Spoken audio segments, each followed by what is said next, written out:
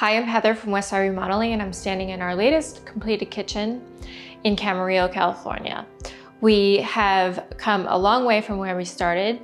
We used to have an island with a cooktop and a stove and refrigerator on this wall, and we've now removed the cooktop from the island and put it in this location with the hood above, move the refrigerator and the stove onto this wall together, and it creates a really great focal point for the kitchen and functional space for the island to be used for more prep work and allow the homeowner to utilize the space way better than when we started.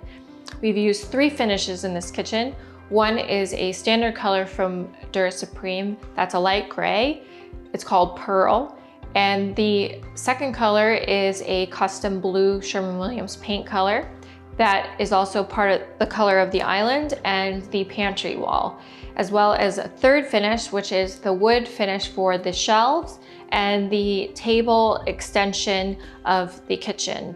We decided to create what I would consider the look of a table that is connected to the main countertop of the kitchen in lieu of a separate table where people can sit and feel like they're part of the conversation if you're having company over, and there's plenty of space for people to sit and still move around this space. The last component of the kitchen that's a big part of the wood look in here is the floor.